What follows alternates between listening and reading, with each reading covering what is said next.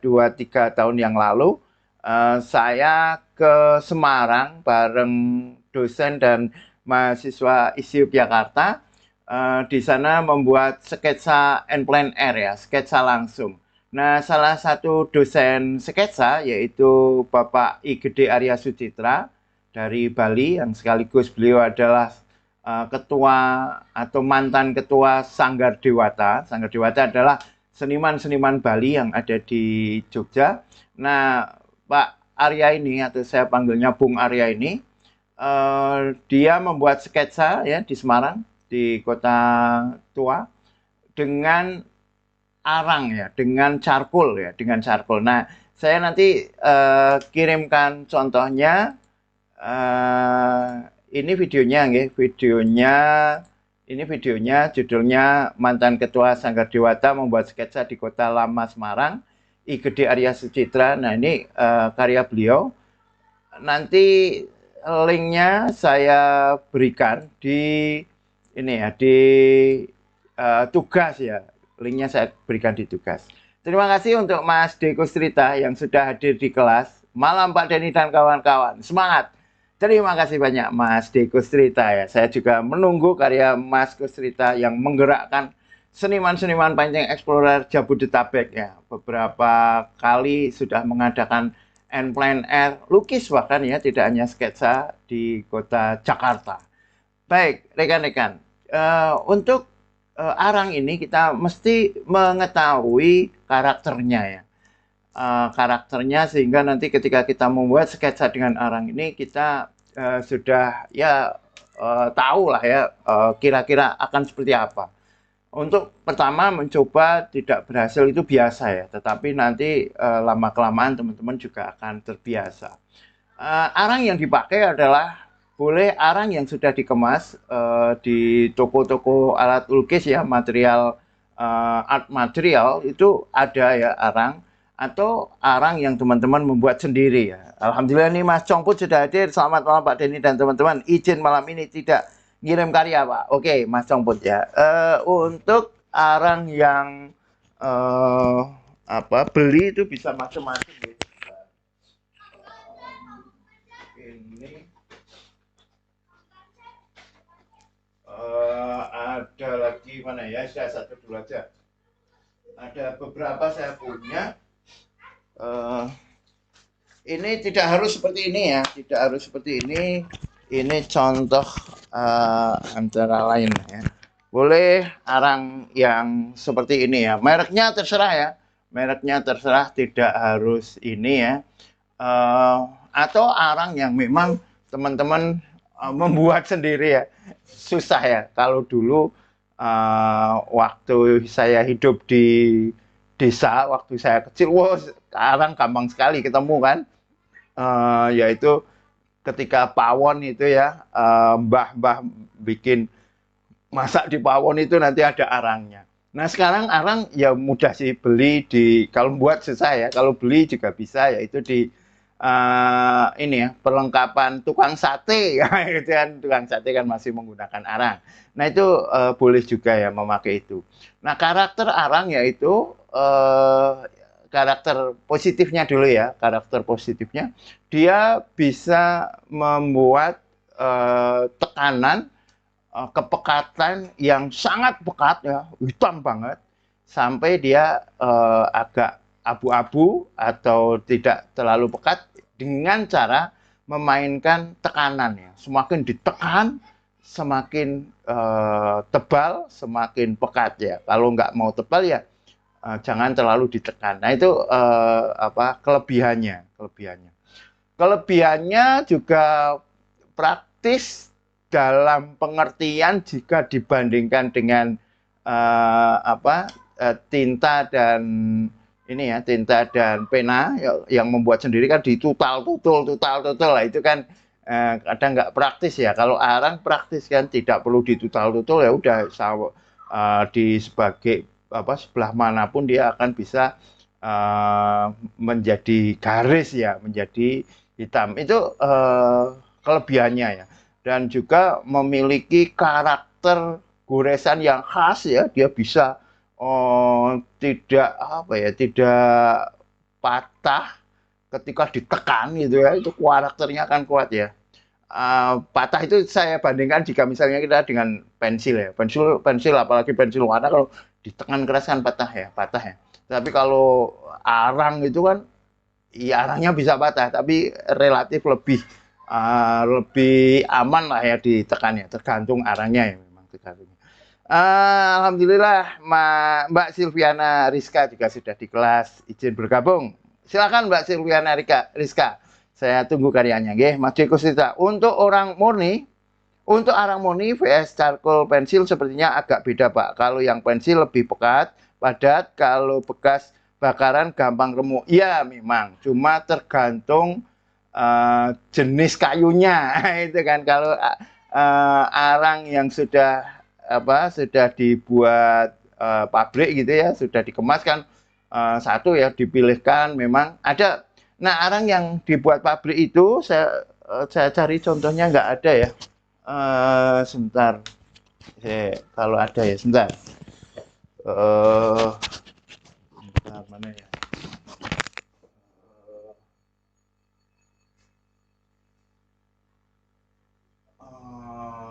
Mohon maaf ini.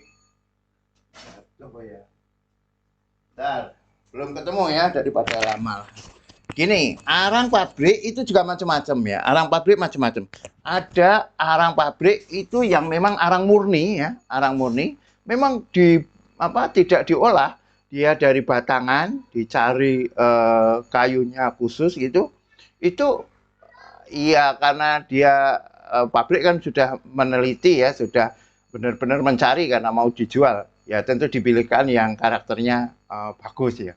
Nah, kalau arang murni yang untuk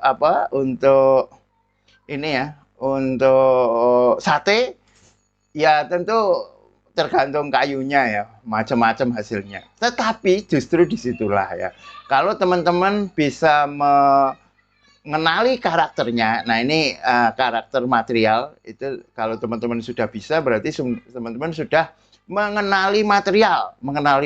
Oh, kalau ini tebal, kalau ini pekat, kalau ini tipis, kalau ini abu-abu. Nah, kalau teman-teman sudah mengetahui itu akan sangat bagus. Misalnya ya, oh yang depan saya pakai arang yang ini ya, arang yang bikinan pabrik. Tetapi untuk backgroundnya, untuk foregroundnya, untuk backgroundnya ya, atau middle ground, background, itu saya pakai arang yang ini ya misalnya. Kalau itu teman-teman sudah mengetahui, itu sangat-sangat bagus hasilnya ya.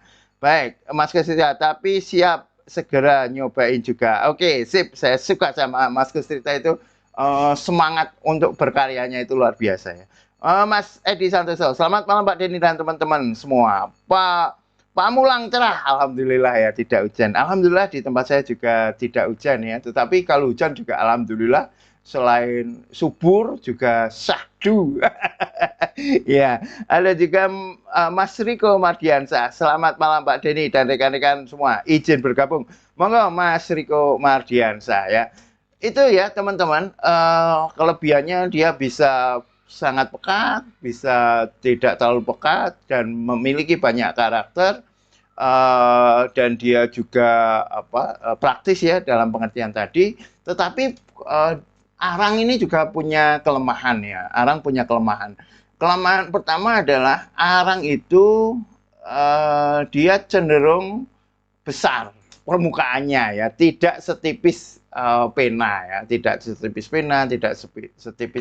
pensil gitu ya. Karena dia tebal, maka susah untuk membuat detail ya. Maka susah untuk membuat detail. Memang kelemahan ini bisa kita akali ya dengan cari bagian yang lancip atau kita lancipi pas membuat. Tetapi yang namanya sketsa itu kan skedius extempore itu ya begitu saja tanpa persiapan, dan kadang kalau kita kelamaan menyiapkannya malah justru moodnya hilang atau nanti spontanitasnya hilang. Nah itu teman-teman nanti mencari objeknya ya yang tidak terlalu rumit, atau objek yang rumit dengan penggarapan yang tidak terlalu rumit ya, tidak lebih ke strukturnya, detail-detailnya tidak terlalu tertangkap gitu. Itu menjadi wajar ya. Jadi arang itu memang tidak bisa sekecil pena, apalagi sekecil ballpoint, apalagi ya dengan pensil aja tidak bisa sekecil itu ya. Itu kelemahan pertama ya. Kelemahan kedua, saya baca dulu Mbak Rizka, kalau arang murni dihancurkan bisa buat bubuk arang nggak ya Pak? Ada kalau tentang bubuk arang ya. Bubuk arang, nah ini nanti saya akan sampaikan dulu tentang bubuk arang itu.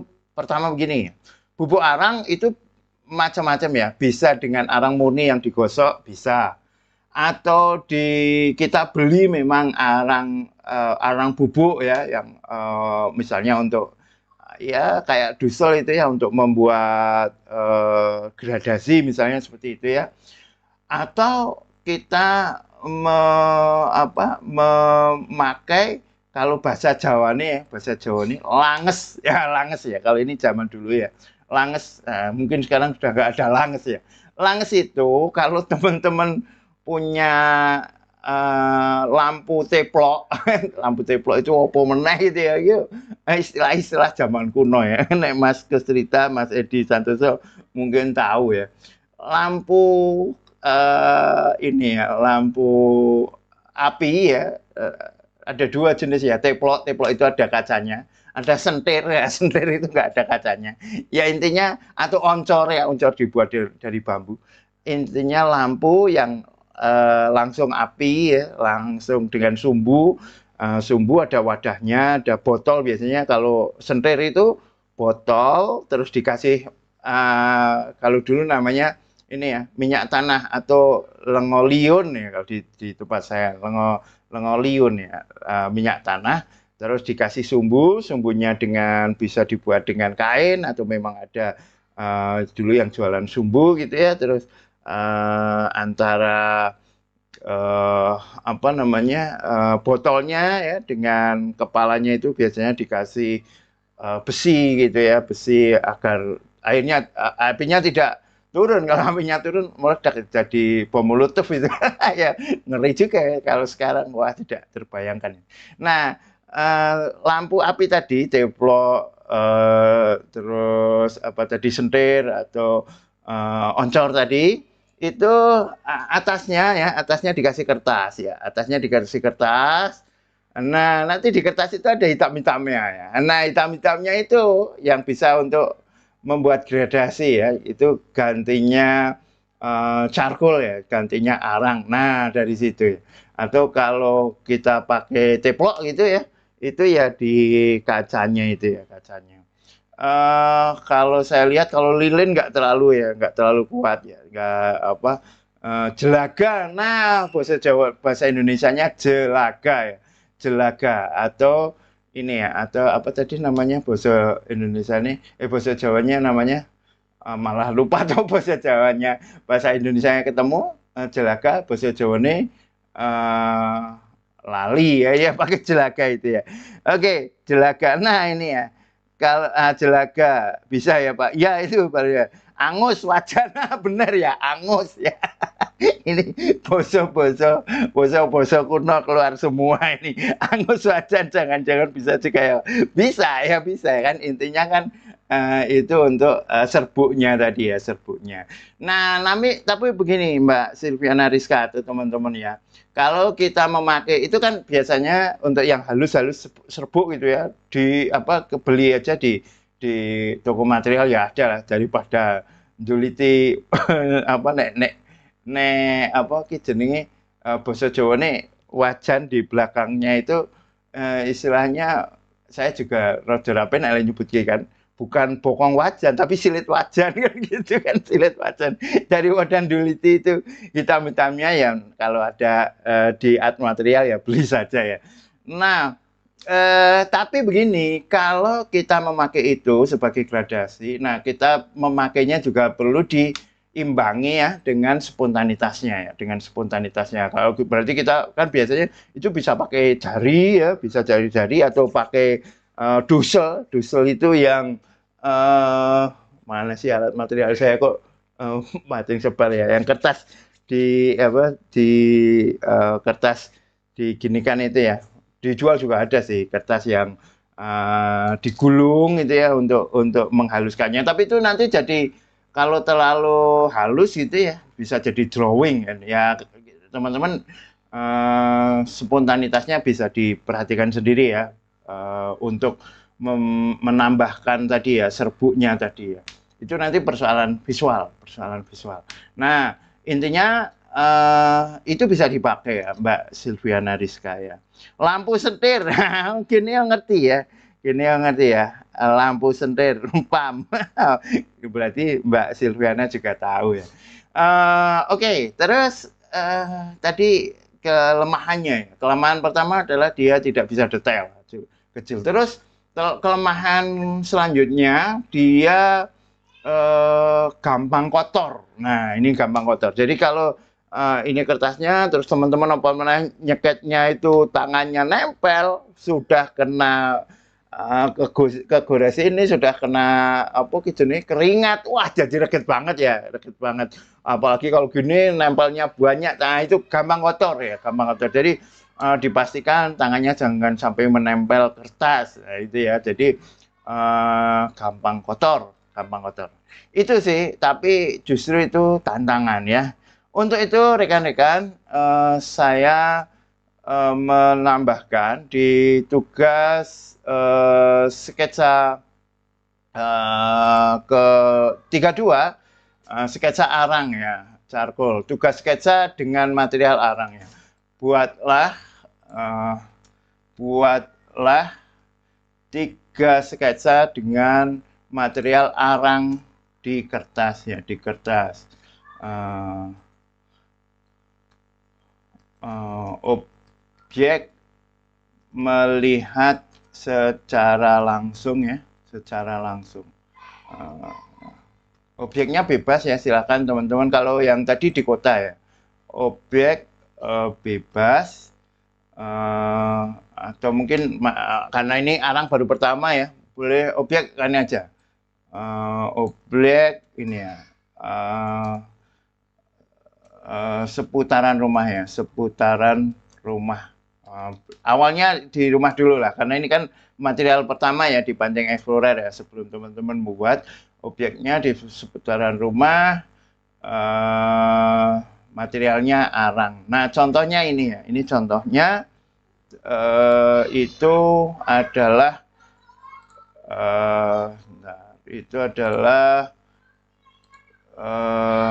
saya bikin. Nah ini ya, ini podcast saya. Jadi kan ya, jadi besar sekali ya.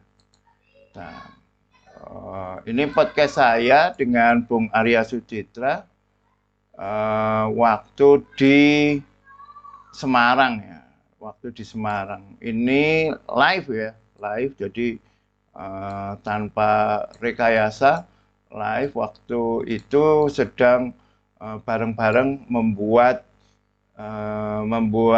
sketsa ya, membuat sketsa. Itu teman-teman ya, dan ini silahkan nanti bisa diakses ya di tugas sketsa dan saya sertakan linknya. Ini saya kirimkan ya. Baik, itu nih teman-teman ya, tugas 32 sketsa arang di seputaran rumah dulu aja, sederhana. Nanti kalau sudah biasa teman-teman bisa mengembangkannya ke luar ya. Menarik siapa? Terima kasih Mas Diko Strita. Dan teman-teman, saya cek di kotak masuk ya, di email teman-teman. Untuk malam ini tidak ada yang ini belum tampak ya. Mana salah. Bentar.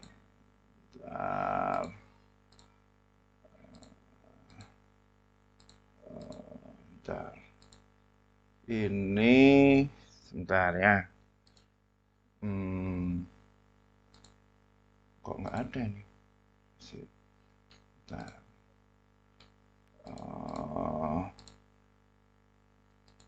Ini ini dia. Nah ini ya. karena hari ini tidak ada yang mengirimkan tugas sketsa maupun still life, untuk itu saya tunggu nih teman-teman untuk tugas ini. Monggo pakai kertas A3 KA2. Ya betul, karyanya lebih cocok ya Pak. Betul ya, karena dia kecil, ukurannya luas ya. Minimal A3 lah ya, saya tulis saja ya. Minimal A3 ya. Minimal A3.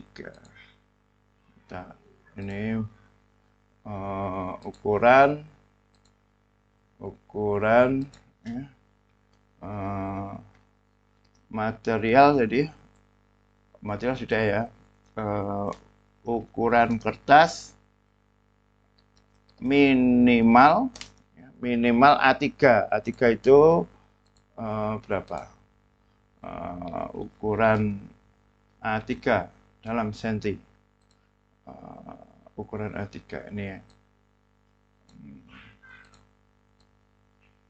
Oke. Minimal segini ya. Syukur tadi ya, syukur apa namanya? A2. Syukur A2. Atau A3 ya. Oke. Hitung ya, rekan-rekan. Saya tunggu karyanya. Monggo teman-teman membuat sketsa dengan charcoal ya. Mas Riko Mardiansa, izin Pak, tadi saya kirim tugas 2. Oh, oke, baik. Mas Riko Mardiansa kirim tugas 2. Baik, alhamdulillah ya. Ada yang mengirim tugas. Tadi tak cek kok di sini nggak ada ya. Mungkin barusan masuk ya. Oh, di email nggak muncul.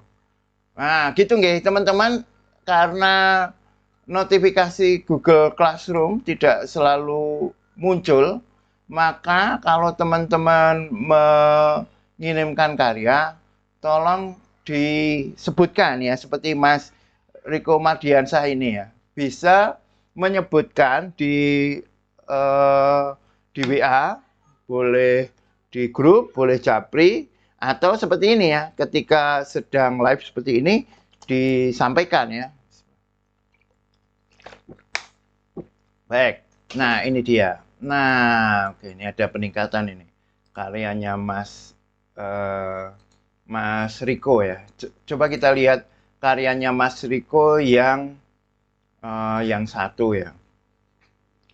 Mas Riko yang satu ya. Riko. Nah, ini kita akan melihatnya perbedaan karya Mas Riko ya. Ini yang tugas kemarin. Tugas kemarin kita melihat karya Mas Riko itu memiliki bentuk yang kuat ya, bentuk yang kuat. Tetapi garisnya masih belum spontan ya, masih cenderung kaku. Tapi komposisi, bentuk dan sebagainya sudah sangat kuat. Nah sekarang bagaimana? Nah ini dia, kita lihat ya. Kita lihat.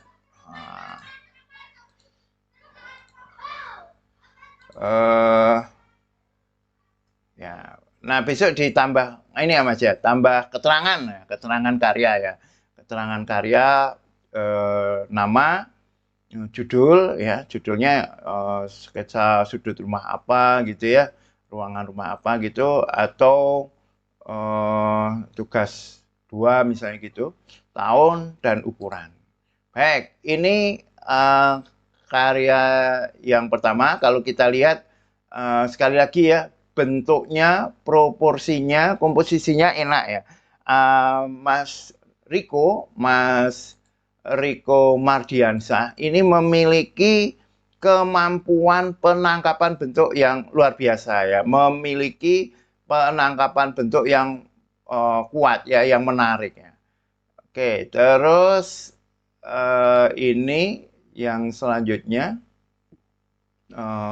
Nah, ini nanti ada sedikit masalah ya di perspektif garis ya, di linear perspektifnya. Oke, terus yang kedua, yang ketiga ini. Baik, sekarang kita lihat dulu garisnya ya, sebelum kita melihat ini ya, melihat perspektif yang tadi ya. Kita lihat dulu kualitas garisnya. Kalau kita bandingkan dengan tugas pertama ini ya. Nah, ini garisnya sudah jauh lebih lancar ya. Jauh lebih lancar. Sudah berani ya, sudah tidak lagi takut-takut gitu ya, tidak lagi takut-takut. Ya, tidak lagi kita melihat seperti ini ya. Ini nggak lagi muncul putus terus garis seperti ini udah nggak muncul ya. Sudah coba lihat ini seret sudah berani ya. Garisnya sudah sudah tidak diulang-ulang ya, diulang-ulang. Cenderung sekali tarik sudah bisa ya, meskipun ada beberapa misalnya seperti ini ya. Ini tapi kan juga sekali tarik. Itu ke peningkatan kualitas garisnya Mas Riko ya, Mas Riko Mardiansyah. Nah, namun Mas Riko ini belum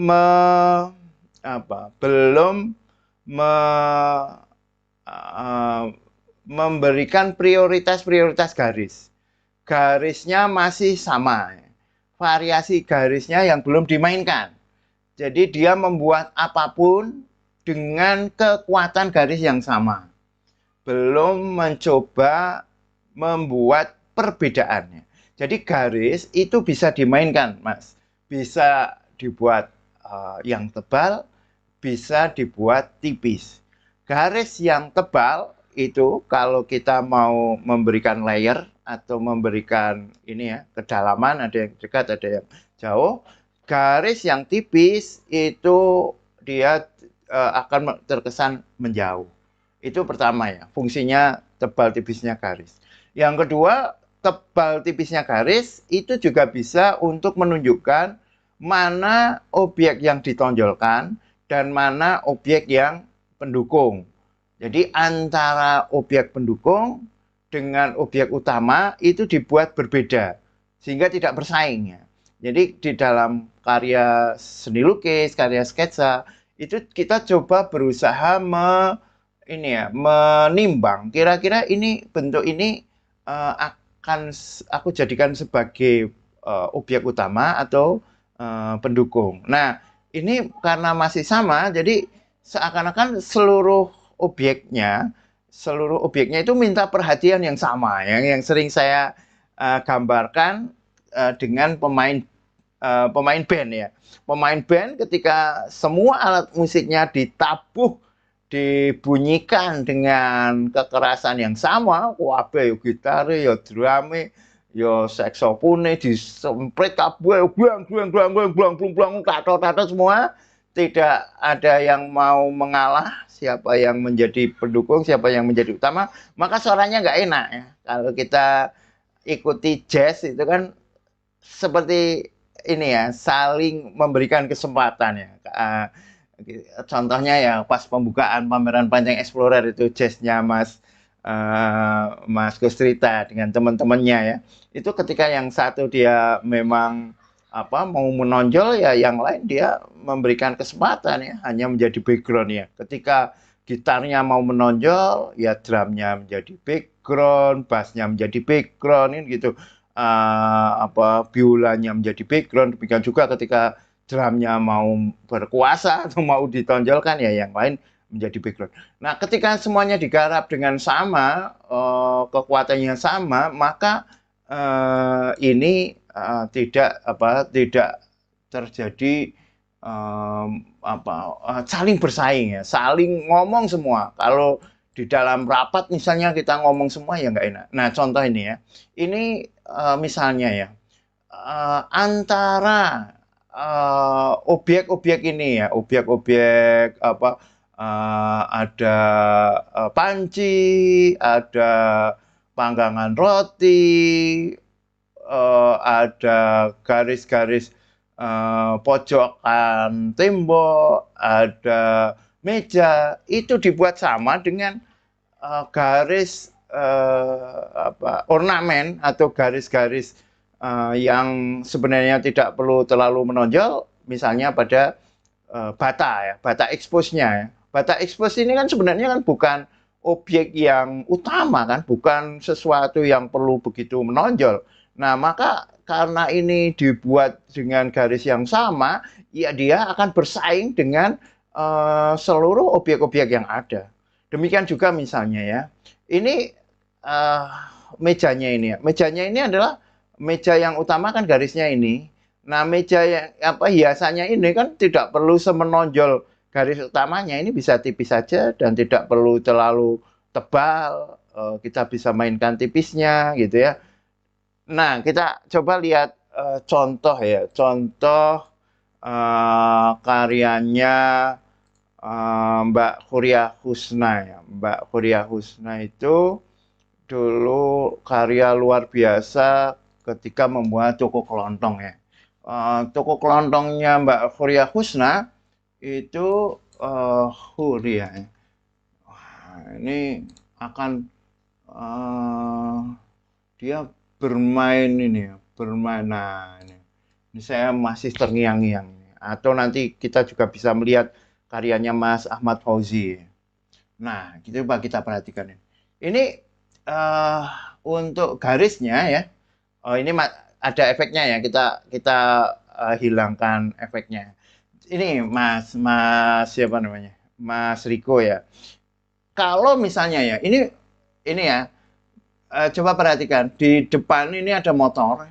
Motornya ini garisnya dibuat kuat ya, kuat gitu, tebal ya, tebal. Terus belakangnya itu ada gawang toko kelontong ya. Ini lebih tipis dari goresannya motor.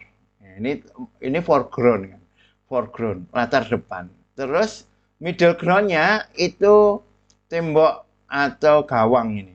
Nah, agak tipis.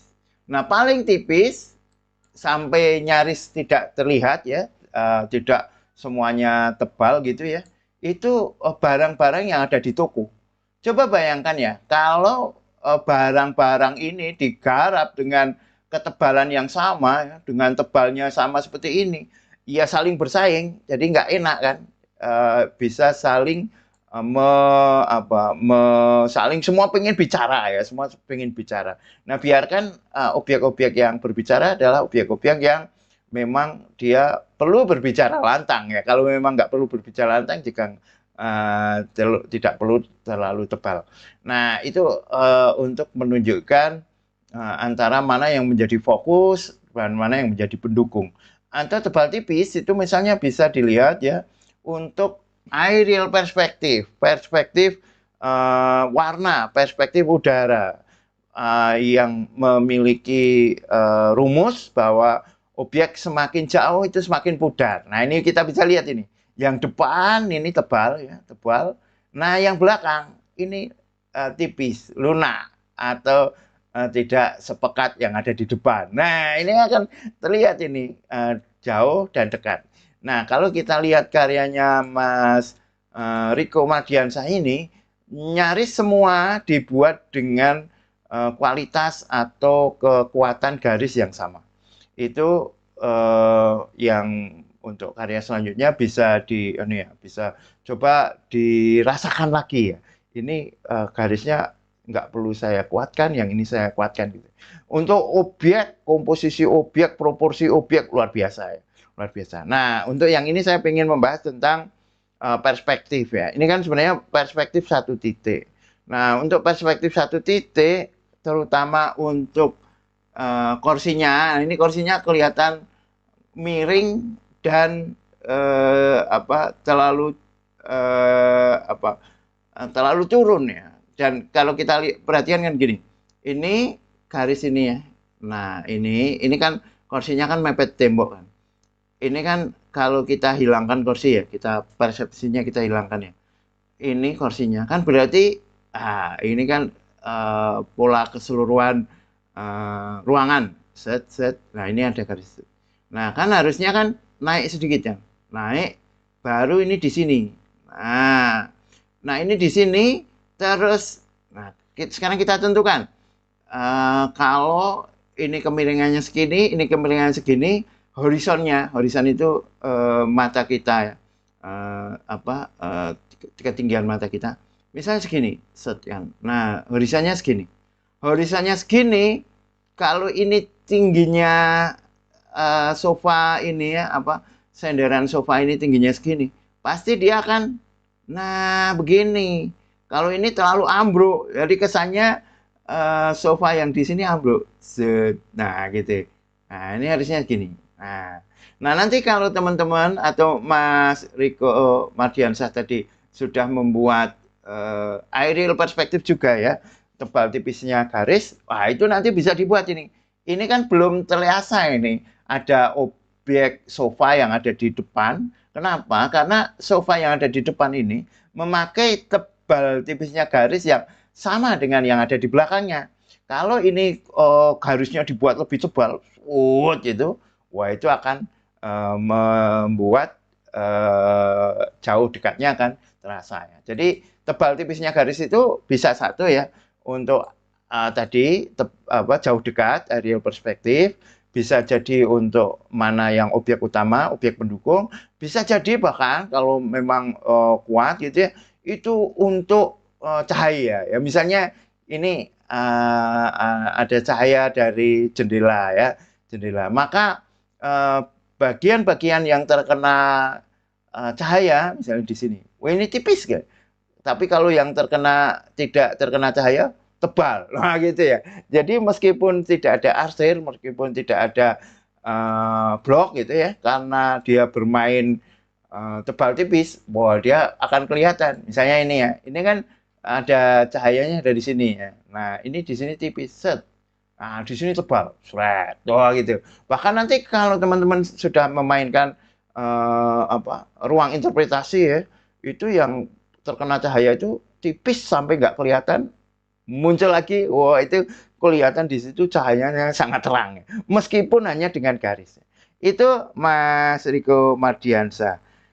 Itu nggih. Nah, tapi ini sudah jauh lebih bagus ya. Ini B udah lebih ya. B plus plus sudah berani nih ya. B plus plus berani. BA belum karena kualitas garisnya tebal tipisnya belum ya. Kemarin dapat apa ya?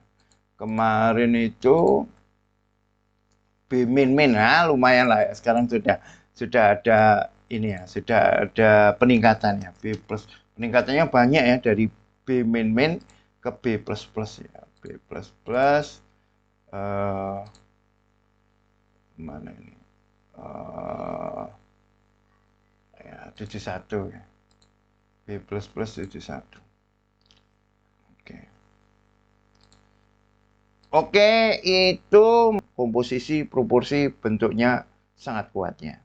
Mas Riko, di kayu yang saya buat sendiri sebagai penanya, saya kesulitan buat mengatur garisnya, Pak. Kira-kira bagaimana ya, Pak? Apa ada pena khusus buat ini? Nah, begini, Mas Riko Mardiansah. Setiap seniman memiliki kenyamanan sendiri-sendiri terhadap pena buatannya. Teman-teman atau Mas Riko bisa mencoba berbagai macam jenis kayu atau bambu yang akan dicoba.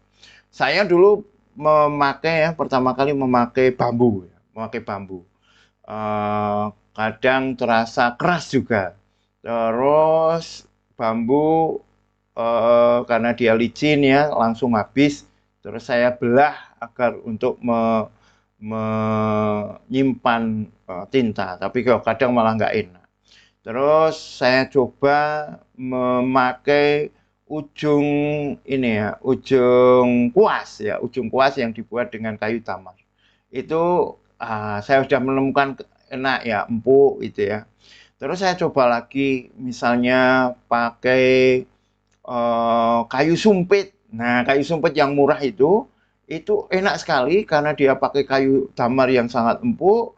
Jadi saya mainkan tebal tipis itu enak sekali ya. Saya sangat suka dengan sumpit. Kalau Mas Kus cerita paling seneng itu sumpitnya Hoka-Hoka Bento. Nah, ini nggak endorse dulu ya. Ini katanya Mas apa namanya Mas Dikus cerita. Nah nanti silahkan ya Mas Riko mencoba-coba ya kayu ini kayu itu. Nah sekarang pertanyaannya mengapa kok harus pakai itu ya?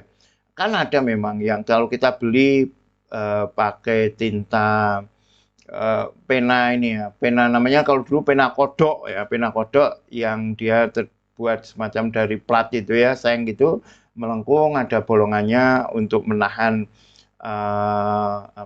menahan tintanya. Dulu ada juga namanya pen tool, saya pernah memakai ya. Jadi pen terus sininya ada ulirannya itu ya, ada skrupnya, jadi dia bisa tebal tipis. Nah itu sama penggunanya seperti itu ya. Nah sekarang persoalannya mengapa harus seperti itu? Ini ada dua alasan ya, ada dua alasan. Alasan pertama alasan tradisional, alasan turun menurun. Ini sudah menjadi semacam apa ya tradisi di dalam pembuatan sketsa di Indonesia ya khususnya di isi Yogyakarta sejak lama pertama sejak ASRI Yogyakarta menjadi STSRI ASRI Akademi Seni Rupa Indonesia menjadi STSRI Sekolah Tinggi Seni Rupa ASRI Yogyakarta sekarang menjadi isi Yogyakarta dari dulu pertama kali didirikan sudah memakai itu jadi menjadi semacam tradisi kemampuan sketsa itu diukur dari kemampuan dia di dalam memakai tinta dan tinta Cina dan penanya yang dibuat sendiri. Mengapa begitu? Karena ini termasuk yang susah, termasuk susah sekali dikendalikan ya. Barang yang susah kita tidak mudah mengatur itu. Ini seperti ini juga ya pengalaman tadi ya pengalaman pribadi atau kecocokan pribadi itu seperti sandal itu loh. Sandal itu nek udah sandal dewi kan rapi nak kan sandal itu cocok-cocokan kan gitu.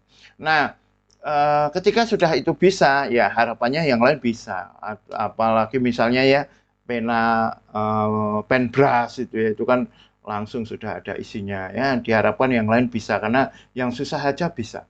Nah teman-teman kalau sudah bisa memakai pena dengan tinta itu dan itu misalnya diunjukkan bahwa ini memang sudah garisnya spontan itu ya akan diakui ya bahwa memang memiliki garis sketsa yang spontan yang berkualitas ya itu alasan keduanya. Alasan pertama adalah alasan kultural, alasan tradisional, tradisi turun-menurun.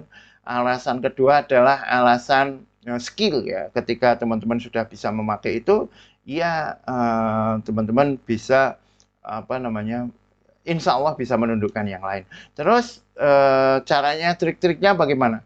Trik-triknya kadang kalau tebal ya perlu dicelupkan, kadang celupnya sampai mendalam, tidak mendalam, atau bahkan untuk membuat yang tipis ya kemarin ada yang pertamanya juga japri saya setelah dicelupkan dilapi ya dicelap dilap nah, baru digariskan celupkan untuk butuh yang tidak terlalu tebal dilap digaris nah gitu Mas Riko Mardiansyah terima kasih banyak Mas Gus ya Mas Riko terima kasih banyak Pak Denny sekarang saya lebih mengerti soal pengaturan garis sketsa alhamdulillah ya. Terima kasih Pak, sama-sama Mbak Silviana Rizka ya. Mohon maaf tadi sudah ditutup, sekarang kita tutup lagi ya.